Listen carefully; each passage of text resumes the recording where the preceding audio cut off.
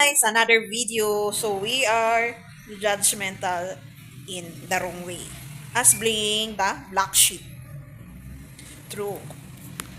Because of that materialistic world, also the standards. Ano pa yun? Standards, beauty, tapos expectations, tapos yung gusto nating makuha at madalian pa. Nagiging ganito, ganyan tayo.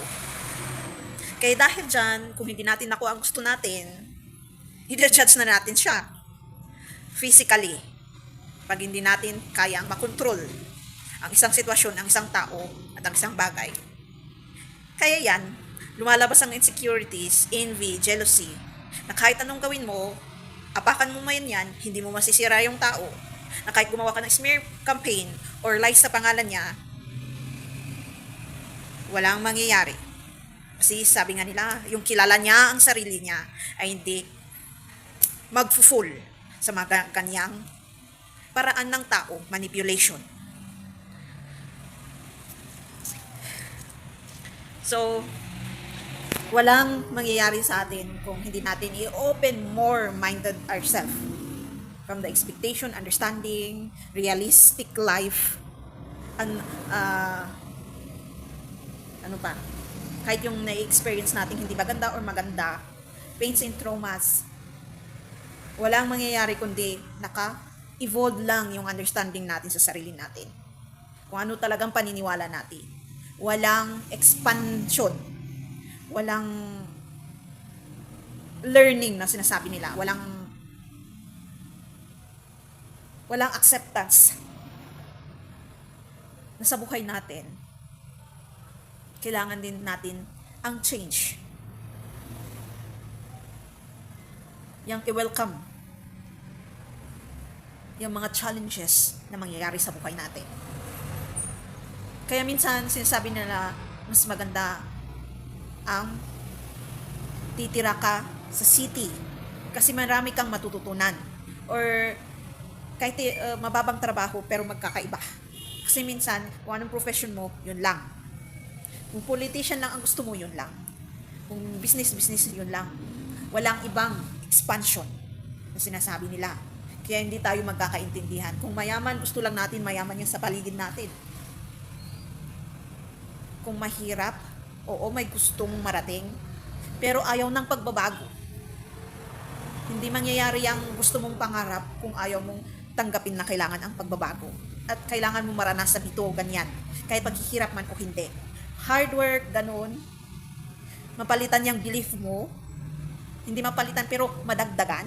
Kasi minsan yung belief sa 4 dimension ang nahihirapan tayo.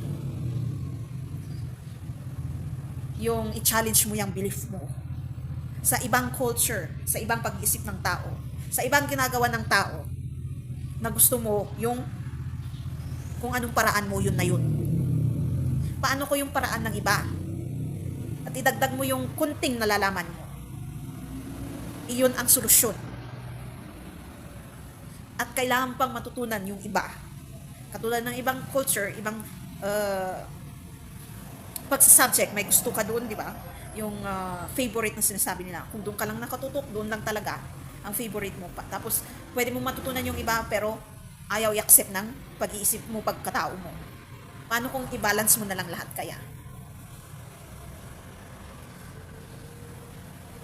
Na lahat yan, yung darating sa buhay mo, tag-tuyo, tag-ulan, tag-lamig, anumang bagyo na dadarasan mo, maganda man o hindi, i-accept mo lang yan. Kahit pain, traumas, i-accept. Kasi kailangan natin ma-experience yan. Para mabuo tayo at makilala natin ang sarili natin. At yung iba, kasi may magkakaiba nga ang ugali natin eh. Kahit sa loob ng pamilya, walang parehas. Kahit sa kambal, wala. Yung pag-iisip natin na kailangan kung ganito ka, ganyan din ang makilala mo, ganyan din ang sa aming gusto ang pagiging lonely is choices namin. Pero gusto pa rin naman namin makipag-socialize. Kailangan din yon para maging open. Hindi lang ang sarili ang tinututukan. So, paanong katulad ko na loner, tapos low self-esteem, tapos wala masyadong nakakausap. Well, observation, being vigilant on everything, every experience in life. Of course, sa works din. At pagkikilala sa iba-ibang klaseng tao. At minsan, sa pagta-travel, makikilala mo sila.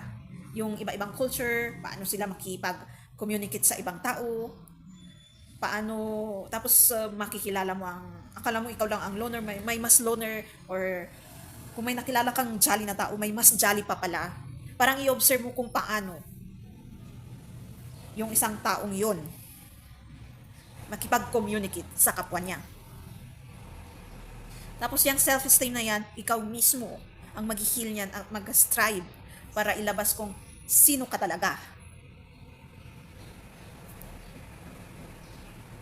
One part is, of course, lagi ko sinasabi, heal that pains and traumas, accept anything that you can accept, yung ayaw mo, yung gusto mo, yung kinakainisan mo, yung ini-envy mo, yung ginejealous mo sa isang tao, yung ginagawa nila, hanggang mapalaya mo yung sarili mo at magawa mo din ang gusto mo.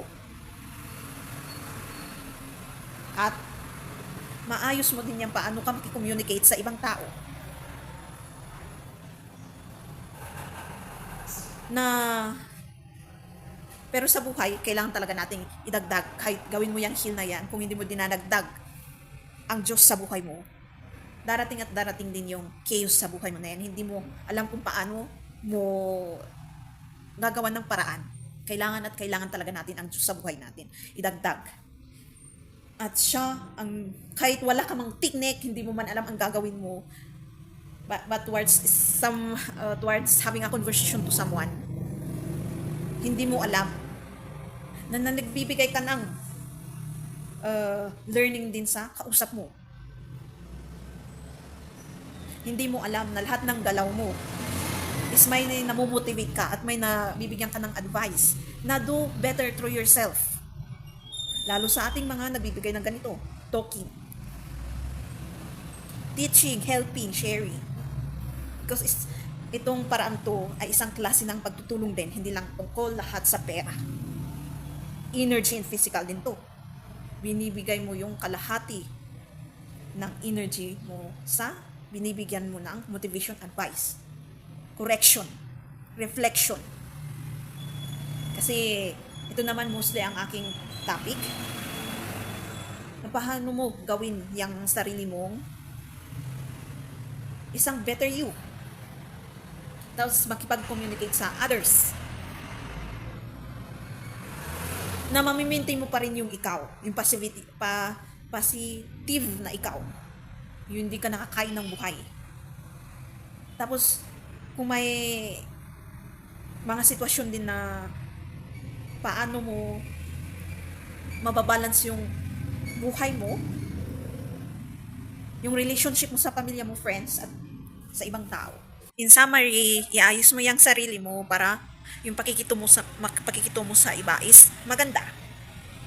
At magiging isa kang inspiration sa ibang tao din para iayos nilang sarili na at yung pakikito mo din nila, iayos nila sa kapwa nila. Parang pasa-pasa lang.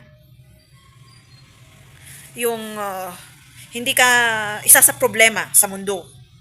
Na problema na lang sarili mo, problema pang binibigay mo sa kapwa mo. Yung project mo yung problema mo sa kapwa mo. Na imbis na gawan mo ng paraan, step forward, gusto mo may ibang gumawa para sa'yo. Hindi talaga mangyayari yun. Yung gusto mong may gumawa para sa'yo. Kailangan mong ikaw mismo mag-step forward. So, nagmumukhang ang dalino. Pag meron ka nung spiritual acceptance, reflection, understanding, beyond more. Yung consideration na hindi lang ikaw ang tao dito sa mundo. Pero yung pinaka-importante doon is nagre-reflect ka sa lahat ng gagawan mo, pangit man o hindi. Yung i-appreciate mo din yung sarili mo na, wow, meron palang na-enlighten sa sinabi ko na hindi ko man lang napapansin na meron. Yung sa ganung paraan, at least na-appreciate mo yung sarili mo na hindi mo nakakalimutan.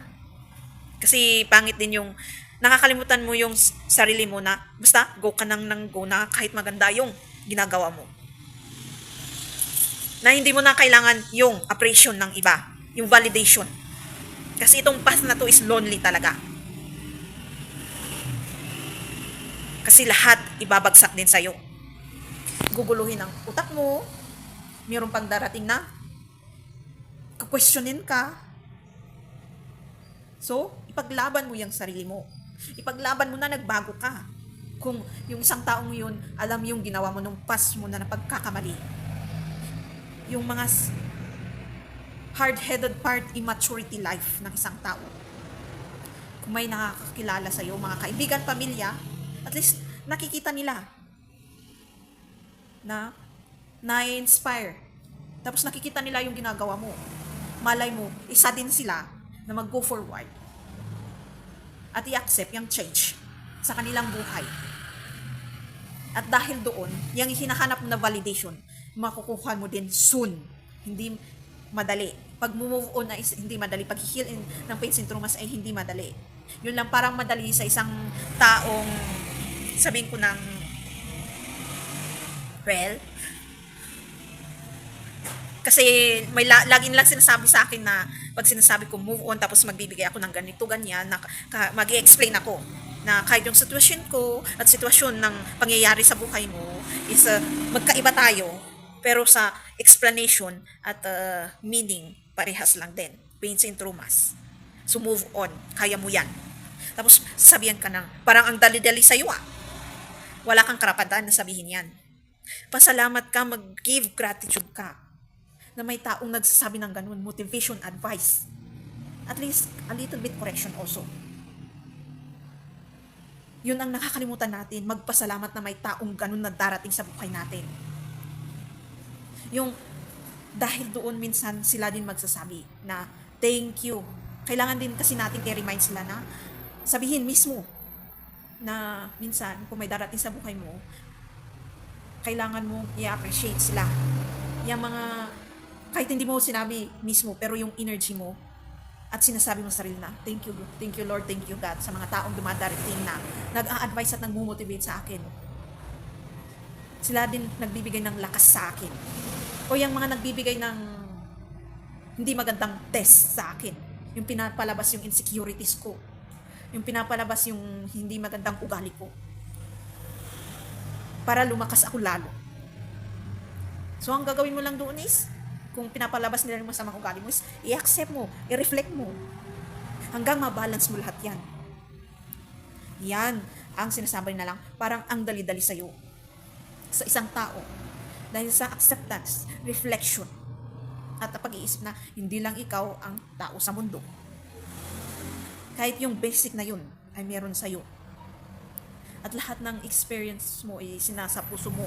Yung darating, hindi lahat pain na lang ang naiintindihan mo.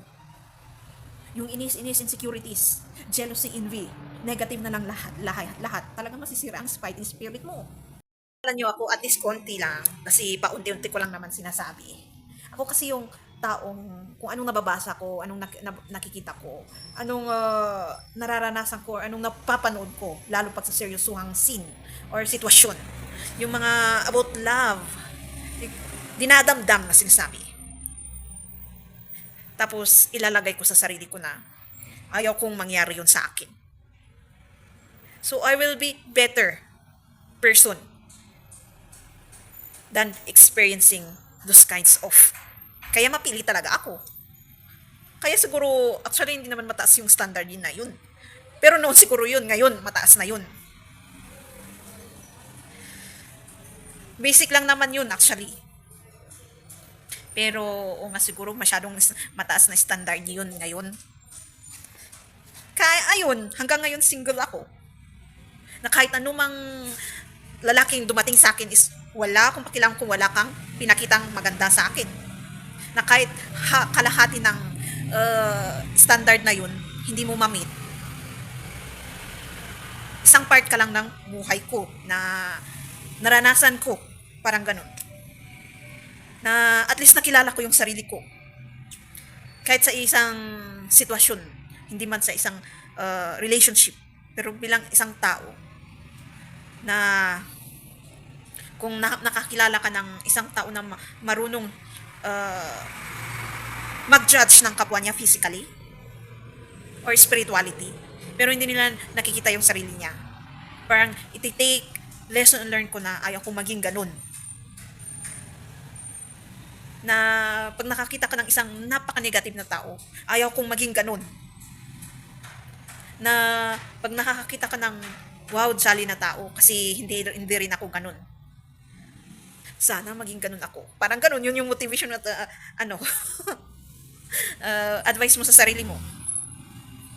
So, tapos, yung mahanap mo din yung purpose kay God. So, ito siguro yun. Ito na to. Kasi kontento naman na ako. So, nagagawa ko naman na yung purpose ko kay God. At sa inyo. Kasi nag-share ako. Nag-help ako ng reflection towards yourself and others. At least, giving correction on something that is very wrong with us. So, talagang inspiration ko din yung mga taong pumupunta sa harap at nagbibigay ng testimonial nila. Tapos yung mga nagpe-preach at mga nagsasalita sa harap, kayang-kaya nila. I hope so, I can be also, sabihin ko sa sarili ko. Or kung hindi, kasi pati dito, talagang wala talaga akong confident, kahit nung past videos ko, meron pa rin yung awkwardness, pero pinipilit ko yung sarili kong gumawa ng video, ng content, hanggang ngayon, na kusa na akong nagsasalita, wala akong pakialam kung mauutal ako sa sinasabi ko, wala akong pakialam kung may nakalimutan ako, wala na akong pakialam kung may sasabihin sila. Wala akong pakialam kung may basher ako or wala. Basta nagsishare ako. Kasi of course may stages sa ating buhay, sa pains and traumas. Kaya din nararanasan natin na mag-judge ng kapwa natin, spiritual and physical. Yun lang, hindi natin alam kung paano natin pakawalan ang sarili natin. At sana simulan din natin yung mga kasama ko dyan na ginawa yung paano nila ginawang maganda yung sitwasyon nila. Na maging inspiration din sa iba, kahit may basher. Kasi kailangan natin i-accept yun, na magkadugtong talaga yun. Pampalakas natin yung mga bashers, nagbibigay din tayo ng inspiration and motivation. So, I hope may natutunan kayo. Mapapahaba ulit tayo. So, thank you for watching. Don't forget to subscribe, click the notification, comment if you want, and share sa my next videos.